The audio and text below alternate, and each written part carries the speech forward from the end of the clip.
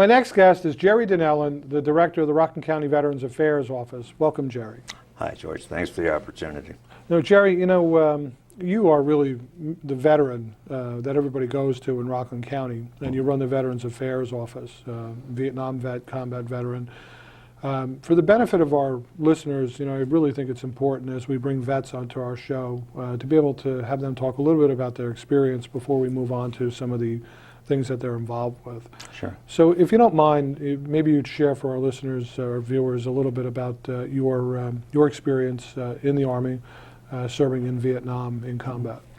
Yeah, sure. I was born here in the county in Nyack, went to Albertus, went to RCC, and then I went to Texas A&M as an English major, all in an attempt to stay out of the Army.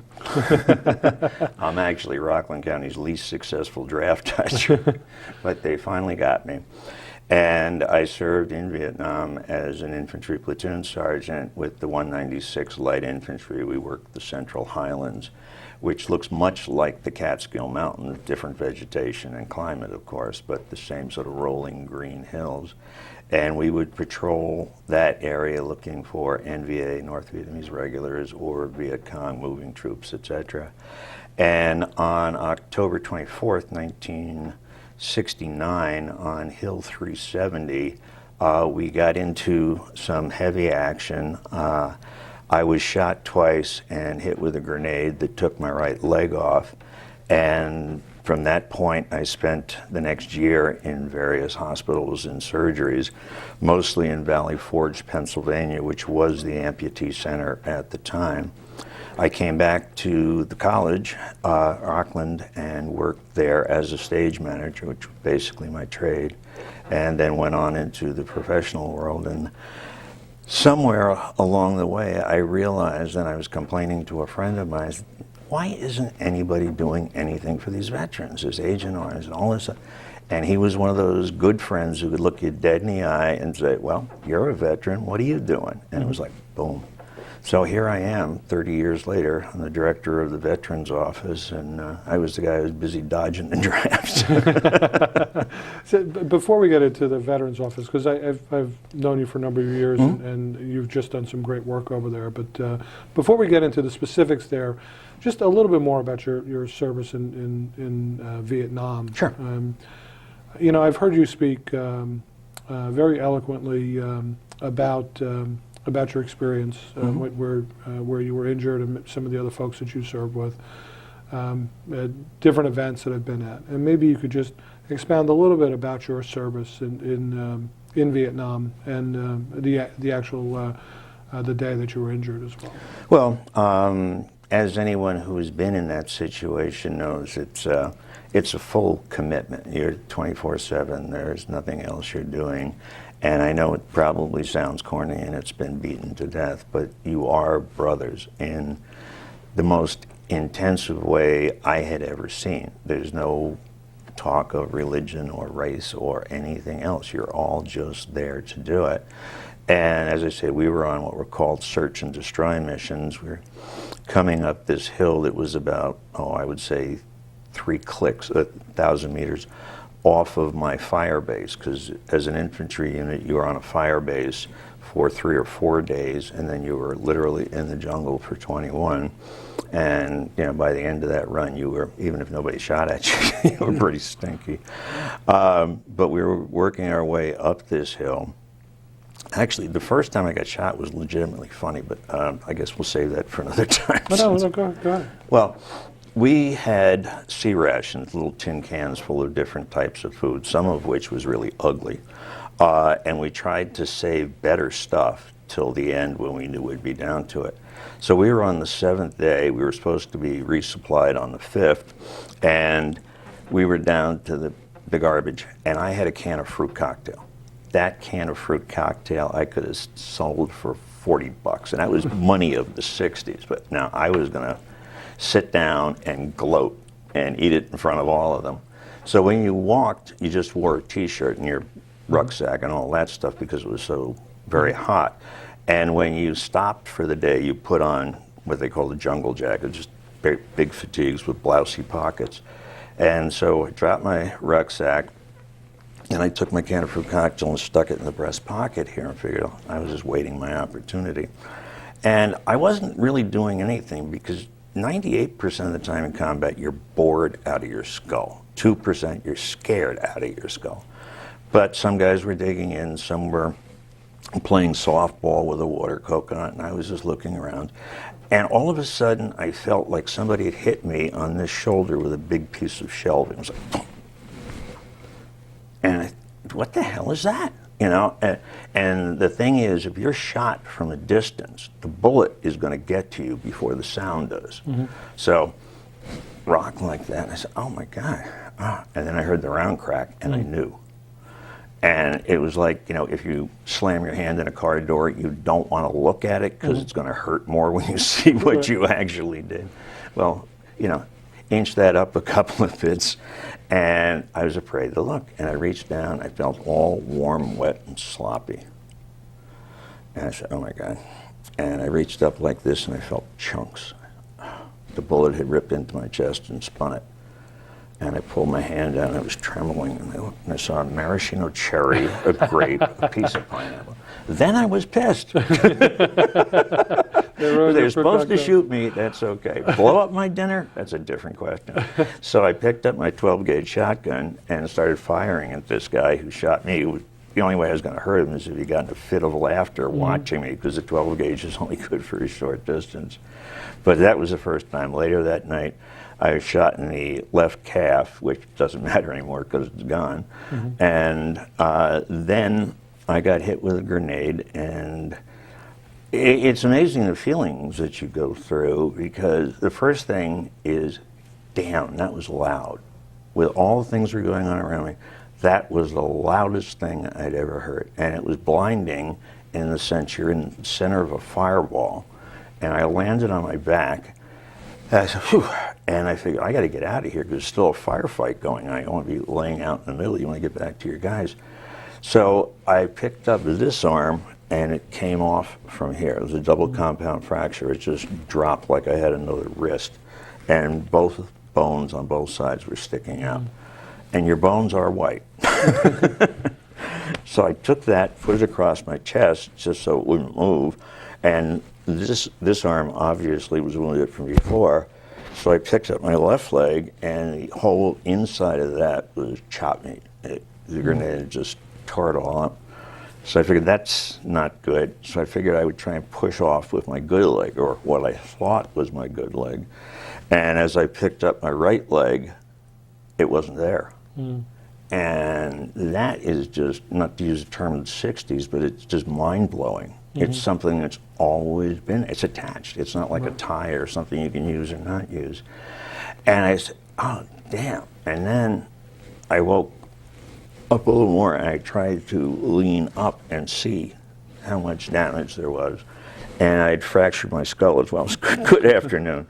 And the blood from a head injury, which, as you know, is a lot of volume from head injuries of blood, and it ran into my eyes. So then I was blind. And I didn't know what was going on. And talk about being scared. I didn't know where I was, what was going on, how far I'd been thrown. I heard voices all around me, some of which were Vietnamese. And then somebody grabbed me. And I figured, oh my God, is that one of the bad guys? And thankfully, it was our medic, because he started talking to me, and then so he started working on me. And one of the first things he did was hit me with a syringe of morphine to kill the pain. And that was frightening because I hadn't done drugs. I didn't know anything about that kind of stuff. And when the morphine began to hit me, I started to drift, and things were getting fuzzy. And I didn't know if that was a drug in my system or if I was dying. Right. So they got me back together, God bless them. Threw me on a chopper, and I went into Hawk Hill, it was an aid station, and into Da Nang. And when I got to Da Nang, there was a chaplain, Catholic chaplain. He had that stole around his neck, taffeta, purple, and I was just catching the morning sun at that point. And I looked at him, I said, I need you. Catholic chaplain said, "Good night." So I got last right there, and then into the OR where I finally passed out. Because I'd been fighting, figure if I fell asleep, I wasn't going to wake up. Right. But then through Japan and on into Valley Forge and back here, old Rockland County. Jerry, that's just an unbelievably tremendous story of sacrifice, you know, for service to our country, and I thank you for that. Just unbelievable what you've lived through and your service. But you've taken service to a different level for vets, and you've really, you've been the gentleman that's really kind of put Veterans Affairs on the map here in Rockland County for over a generation. So maybe we could talk in a couple of minutes that we have left a little bit about your, about the Office of Veterans Affairs, what it does, a couple of the programs that you have created, and how you can help our vets, and how people that are watching this program can be able to help our vets as well. So maybe you could talk just a little bit about the office itself. Yeah, sure. The primary thing I would like to get out to the veterans out there, or to the family members who then can get to the veterans, is if you're a veteran, you served on active duty, you've got an honorable discharge, there are an array of benefits for you. And some of them have a time limit, like the GI Bill. For my era, you had 10 years to use it. But other things go on. And if you have a disability, and it doesn't have to be a sucking chest wound or an amputation, it could be a rash. But if you legitimately got it in the service and it bothers you to some degree, then you're entitled to compensation. And the one thing I can't seem to get through these guys' heads is by using their benefits, they're not taking a nickel or an aspirin away from any other veteran. In a funny kind of backwards government way, by using their benefits now, they're actually protecting veterans. That's the reason for that is, back in my day, there was a draft. So veterans were all over the place. But after '73, when the draft ended, it became an all-volunteer force and dropped markedly. And now our World War II vets, as you remember from the other day, unfortunately, there are very few of them. That number has gone down, even the Korean vets. And my guys, the Vietnam vets, who used to be referred to as the younger vets, are now pushing 70.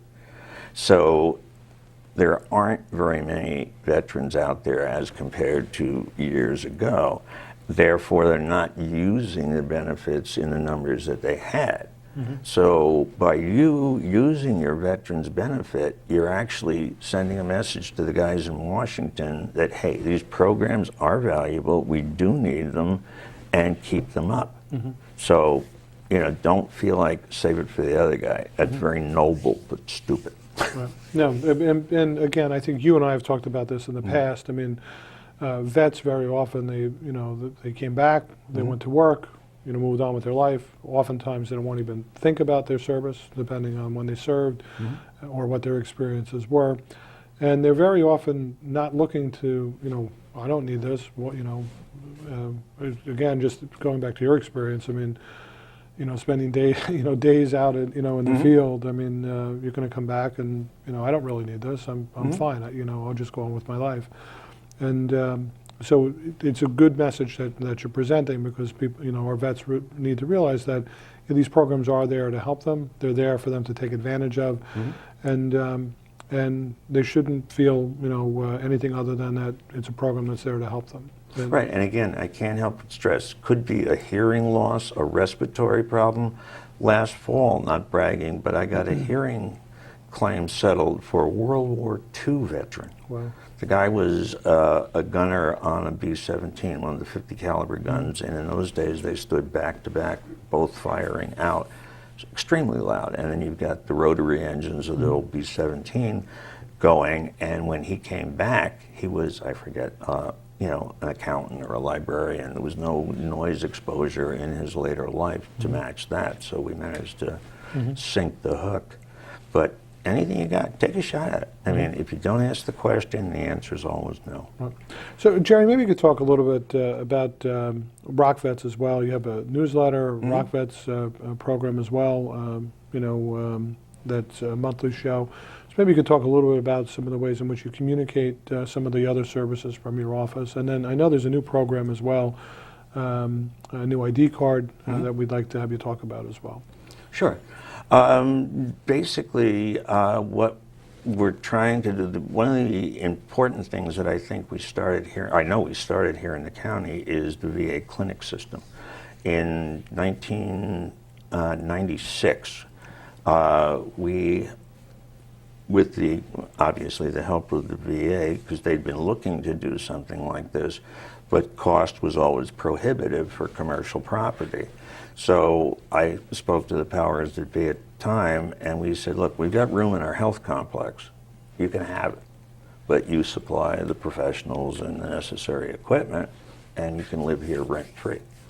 And it took off like a big bird, because prior to that clinic opening, there were only 250 veterans in Rockland who used the services of the VA, mainly because they had to travel for an hour and all of that hassle. 1 year in, that number went from 250 to 6,000. Wow. And it so impressed the VA that they bought commercial property. They didn't need us anymore. But the thing I'm really proud of is that has been replicated across the country. There are now 1,000 of these clinics out there. And it's really good. It was bringing the health care to the individual, particularly with the older vets. The idea of traveling for an hour is, forget about it. Right. And they do. No, that's an incredible success story here in yeah. Rockland County, that you were a big part of. And maybe a little bit, Jerry, you can also expound upon the way in which you communicate. I know you have a monthly radio program on 1700 WRCR, as well as your monthly newsletter. Well, that you basically covered. We do the monthly radio show, and sometimes we'll have a topic, and sometimes we'll just open it up for questions, and anybody, anytime, can ask a question. I'm sure you get the same thing. I'll get back to the office and somebody will call and say, what about that? I said, well, why didn't you ask me on the air? Oh, I didn't want to bother you.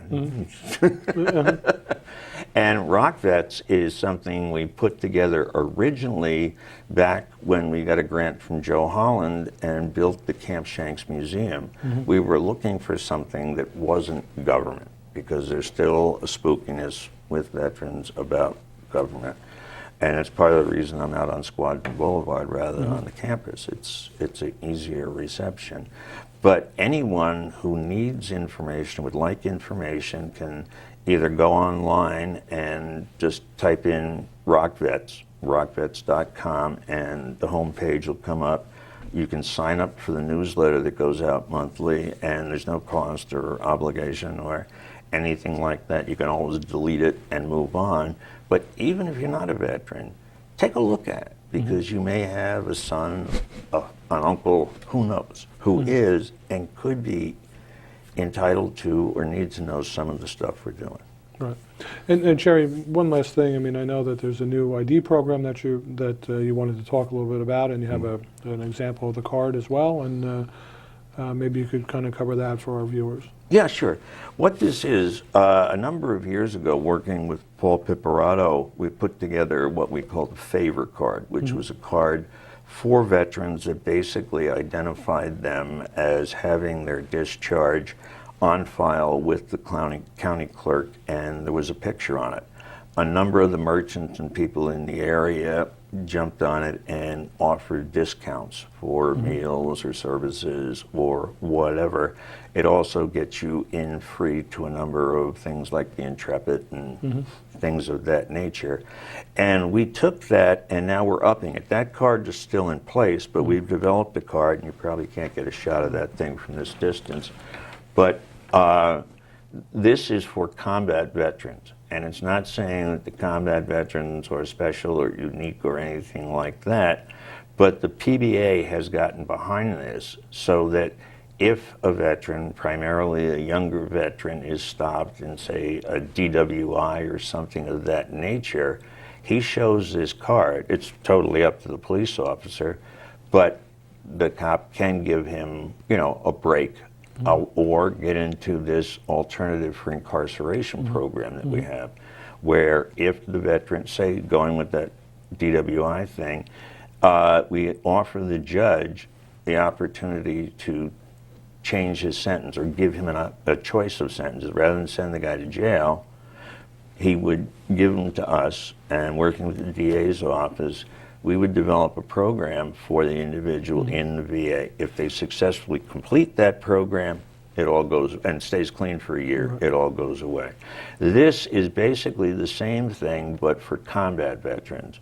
And one of the reasons we find it important is if a combat veteran is in a traffic stop, this would encourage him to use the card, figuring, you know, he may get over.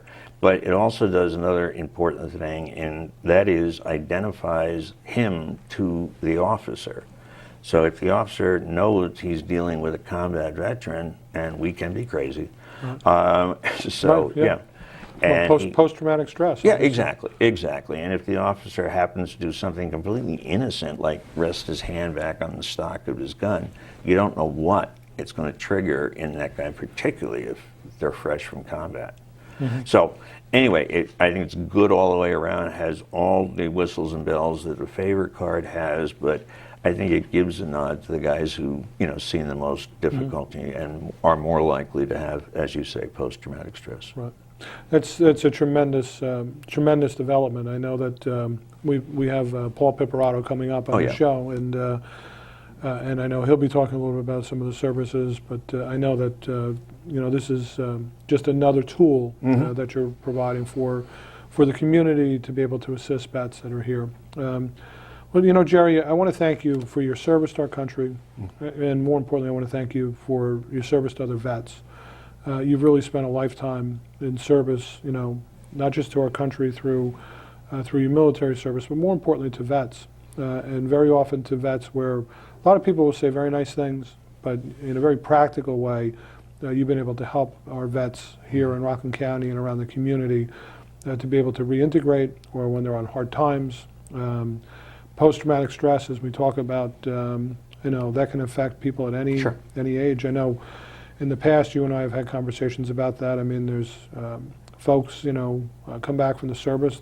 We're now looking at the Vietnam generation, which is, you know, starting to retire. And as those fellows are retiring, they're having more time in their hands, and things that maybe they had buried for 30, 40 years, you know, now are becoming more prevalent. So the services that you're providing for our vets directly, for our vets' families, the assistance that you provide, it's really second to none here in Rockland County, and I want to thank you for that. Well, thank you, George. I appreciate the time. Great. So our next guest coming up, stay tuned, will be Rockland County Clerk Paul Pipperato. And again, thank you, Jerry. Not at all. Thank you for the time.